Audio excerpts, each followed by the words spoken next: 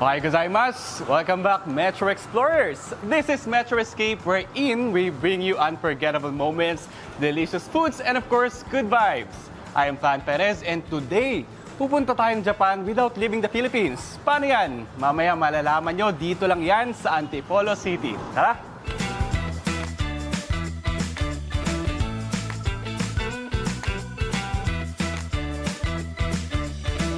Hi Metro Explorers! And today, kasama natin ngayon si Miss Bernadette, ang may-ari ng ABCT Izakaya and Kaiten Sushi. So hello po, maraming salamat po dahil pinayagan niyo po kami na may interview po kayo today. First po muna, can you tell us about the ABCT or paano po ba tayo nagsimula or story po muna, backstory po muna ng ating business po. Okay, konnichiwa. Nice meeting you, Pogi! Pogi, bagay sa bagay. Konnichiwa. Yung ABCT ay may meaning yun. So, A stands for Aki, my husband. B, Bernadette. C, Chihiro, tsaka T, Takumi. So, si Chihiro, daughter, and Takumi is our son. So, mga Japanese sila.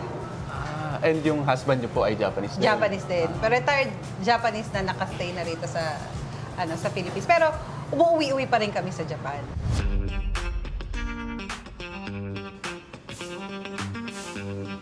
Parang first time ko rin siyang narinig, yung Izakaya and Kaiten Sushi. So, bakit po ba? Bakit di lang normal na parang ramen house or kung ano man sushi house? Parang, ano po yun? Ano po ba ibig sabihin ng yung dalawa na yun? Okay, so yung Izakaya kasi, ibig sabihin nito is pub or parang restaurant na maliliit sa Japan. So, parang yung mga Japanese after nilang mag-work, mag-stop by sila sa isang maliit na parang, kumbaga sa ating karinderya, tapos mag-iinom sila doon ng beer, sake, tapos yung maliliit na portion ng Japanese food. Tapos yung Kaiten Sushi naman, kasi doon nga sa kabilang area, katabi lang nito, na isang ano lang naman lugar, is the Kaiten Sushi, yung sushi conveyor. Wow! So, yun. Mamaya papakita ko sa'yo yung dito lang sa ABCT merong Kaiten Sushi. Actually, parang okay nga po yun kasi di ba parang hindi naman siya madalas sa mga Japanese restaurant. Yung parang na-excite tuloy ako dun sa Kaiten Sushi kasi parang something new siya eh. Napakadami pong merong Japanese restaurant dito sa paligid, sa mall. Actually. Dito. Pero ang ABCT kasi ano yung kaibahan niya? Yung ABCT, experience and yung culture yung dinadala namin dito. So parang gusto ko talagang maiparana sa ating mga kababayan, kalugar na kung ano yung wala sa iba. Authenticity, legit yung pagkain namin, yung mga ingredients is galing talaga dun sa Japan, and yung ganong klase ng experience. Kasi tumira ako doon ko pinalaki yung mga bata, yung husband ko is Japanese. So, yung mga kababayan natin dito, hindi sila lahat nabibigyan ng chance pumunta sa Japan kasi mahirap dahil yung visa, yung plane ticket. So, ako na po yung magdadala dito sa inyo. Wow. With love, and yun, hindi ka na kailangan gumastos. So, lapit, di ba? Yeah, ang naging inspiration mo talaga po para magtayo ng ganito is because tumira ka po ng matagal sa Japan. For how many years po ba? 14 years, and until now, permanent resident ako doon. So, anytime, pabalik-balik lang ako doon. Nagdadala ako ng mga ingredients. Once in a while, pupunta ako doon para mag-catch up, kumuha ng mga ideas. Yan, katulad yan, yung matcha, and yun. Yes, So, exactly. ganun yung ginagawa ko, pati yung mga bata. So, parang ang pangako ko sa sarili ko is, dadaling ko dito sa bayan ko saan ako lumaki, yung ninuno ko, yung mga lolo ko. Gusto ko talagang dalhin yung Japanese culture and experience. Grabe, no? At mapatikim, lahat ng masasarap na pagkain. Wow. Kakatuwa po kasi parang, marami tayong mga kababayan na pag nag-abroad na parang, lalo na kapag ganyan na parang settled na po kayo kasi may husband po kayo na Japanese. Pero yung mga ibang kababayan po kasi natin, di ba parang, okay na, doon na lang kami sa kung saan yung country na. Halimbawa, buti hindi niyo po naisipan na parang, magstay na lang ako dito sa Japan kasi andito naman yung family ko, parang okay naman. Pero, ikaw po, pinili mo talaga na umuwi dito sa Pilipinas, specifically here in Antipolo, para ma-share sa mga kababayan mo yung kung ano yung na-experience mo sa Japan. Oo, no. So, parang, ewan ko, dito ako nilid ni Lord. Parang bumalik pa rin ako na dito sa bayan ko. Kung tatanungin mo, maganda yung bansa ng Japan, maayos, disiplinado, yung healthcare system nila doon, maayos. Pero babalik at babalik ka pa rin talaga kung saan ka lumaki, pinanganak, at kung saan yung bayan mo. So yung puso mo talaga Nandito. Pilipinas talaga, Pilipinas Antipolo talaga. And I'm sure yung mga iba ko ring kaibigan na nando doon, parang they're trying their best to save money para in the future dito pa rin sila bumalik sa Pilipinas para mag-retire. Hi, my friends. In Japan, alam ko yan, di ba? At napakahirap po maging OFW. Yeah, mahirap.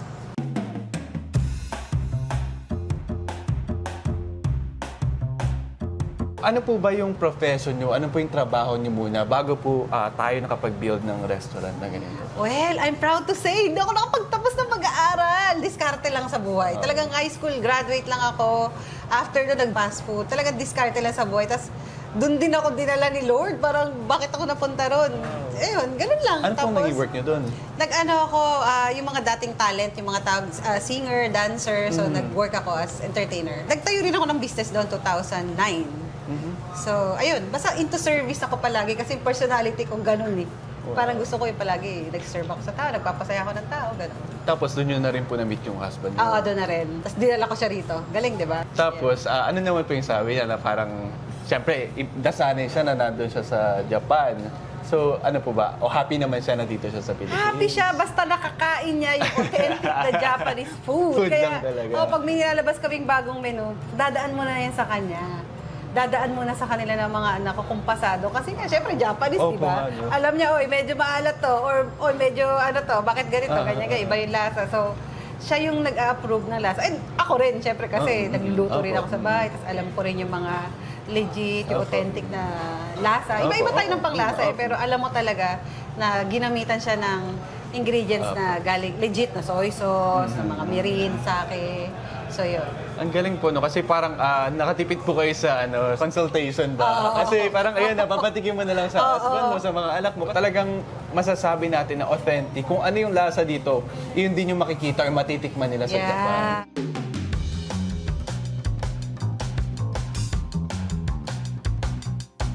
Gano'ng katagal na po ba itong business niyo? Itong ABCT, Izakaya and Kaiten Sushi is 3 years. Pero nag-start ako doon sa Japanese grocery store ng 2019. Matagal na Ayun. So yung other branch ko sa East Ridge Golf Club sa Binangonan is 4 years. Mas nauna po yun kaysa dito. Oo, mas nauna yun. Well, dati maliit lang yung nagsimula kami sa isang maliit na stall. Dahil dati yung parang food park yung yung team. Tapos hanggang sa nag-extend, hanggang sa naging ganito na siya. Ano yung sigurong naging challenge nung pagtatayo ng ganito? Alam mo, nung nag-pandemic, diba? Parang nag-open ako noon. Hindi siya naging mahirap eh. Kabaliktaran kasi yung mga tao noon, hindi nga nakakapunta sa Japan, hindi nakakalabas ng bansa. So parang mas lalong grabe, ang daming pumupunta, pumipila. Pero yung challenge, pag naubusan ng supply, kasi yung katulad yan, meron kaming mga sashimi, meron kaming mga fresh tuna, tapos yung mga grabe galing pa talaga ng Japan. So yun lang yung nagiging challenge. At saka ang daming mga competitors, ang daming mga nagbukas na Japanese restaurant. At saka yung iba ang thinking kapag Japanese restaurant, mahal. Pero hindi siya mahal. Kasi yung portion niya marami. And legit na authentic pa, yung ginagamit namin ingredients. Pati yung rice namin is Japanese rice. Wow. Kahit ito hanggang mamaya yan, pag kinain mo yan, hindi yan titigas. Kumbaga parang yun pa rin yung lasa. Wow. So yun lang, yung challenge naman yung sa materials sa talaga. araw-araw. Oo. Nagki-cater din kami. Oh. Tapos yung sashimi, yung tuna, minsan mahirap siyang, pag out of stock, mahirap dumating, antay mo pa yung supply. So yung narinig nyo kay Ma'am Bernadette na sulit naman daw yung mga bibili nyo dito sa mga Japanese restaurants. Especially here sa ABCT, and mura naman talaga, di ba? So yung mga iniisip dyan na iba na mga mahal pagka Japanese restaurants. So, And we are not using yung mga MSG bechin-bechin, hindi kami ganun. Yeah. Actually, kasi di ba yung mga Japanese parang very concerned sila sa health, di ba? Dashi, sake, mirin, ganun lang kami. Pero yung mga MSG, hindi kami gumagamit. Kaya pag kumain ka, hindi ka antukin. Wow! Diba? Antukin na lang po sa busog, Sa siguro. busog.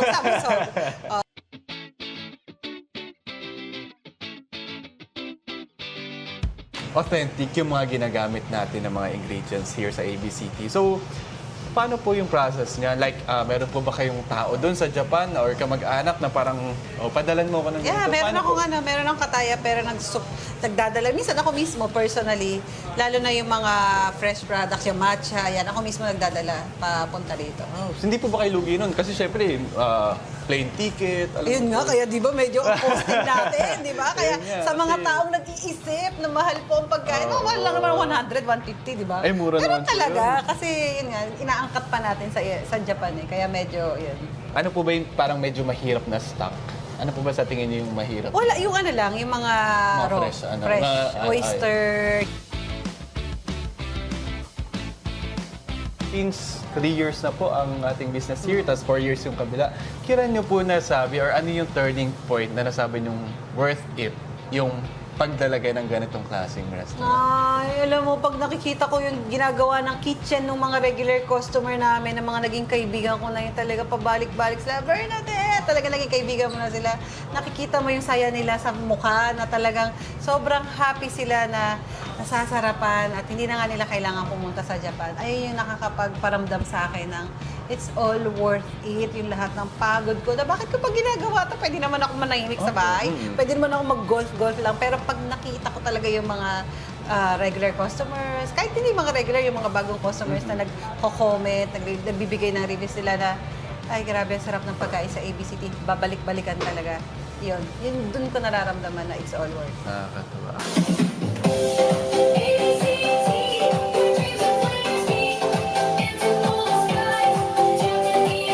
Dito po ba sa store, ilang staffs po yung meron tayo? Mga siguro 12 or 13 sila. Ganun kadami po.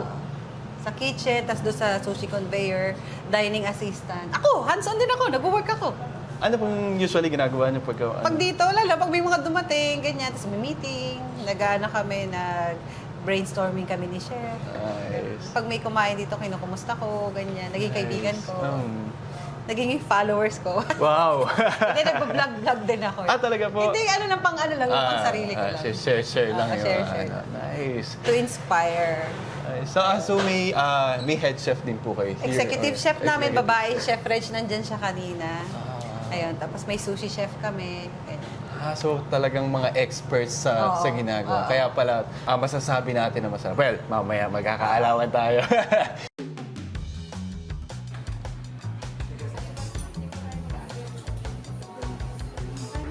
Ano po yung values na meron po kayo or tinuturo nyo sa team? Kasi syempre, di ba, yung mga Japanese po, super nag-hold sila sa mga principles nila. So, kayo po, ano po yung masasabi nyo na pinaka-core value ng ating ABCT restaurant po? Unang-una, syempre, yung time. Japanese time. Alam mo, naiinis ako pag yun ako tinuturo sa kanila kasi isipin nyo yung mga taong nag-aantay sa inyo. Diba? Parang wag niyong isabihin na, ay, na-traffic, ganyan, umalis ka ng maaga dapat sa bahay mo. So, number one yun, yung discipline nila sa oras, Apo. sa kung paano sila manamit, kung paano sila mag-serve with, alam mo yun, mimingit eh. Tapos, pagpapasok sila, kalimutan nila kung ano yung problema nila. Ganun yung mga Japanese eh. Kahit mga broken-hearted sila, nakipag-break sa boyfriend or girlfriend, pagpasok nila, trabaho agad, hindi mo mahalata na may pinagdadaanan. So, ganun sila. At ayaw nila yung nakakaabala sila sa ibang kasamahan. Like, ayaw nilang maging pabigat, ayaw nilang maging, abala, ganun. So, kung meron man silang pinagdadaanan, labas ng trabaho yun. Maging honest, Of course. saka yun, mag-serve ng kahit napapagod ka, may sakit ka, pag humarap ka sa customer, dapat trabaho tayo. Kasi ganun din ako eh. Kasi tagal ko nga tumira doon eh, di ba? Alam mo, yung husband ko for 35 years, nagtrabaho siya. Pag tinanong mo, sa 35 years, ilang beses ka umabsent sa company mo? Less than 10. Yun yung mga times na talagang hindi siya makabangon dahil may lagnat siya na Malala na napakataas, talaga. hospital siya.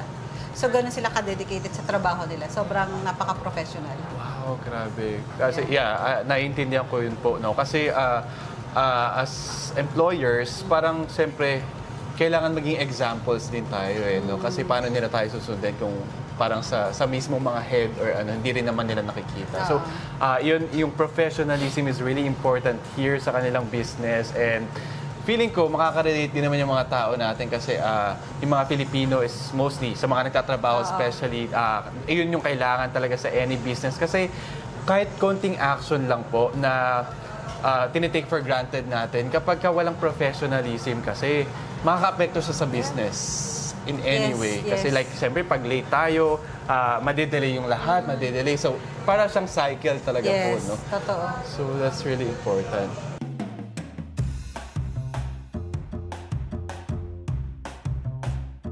So yun kanina, nalaman natin yung mga values na meron sila dito sa ABCT and yung stories behind all of this.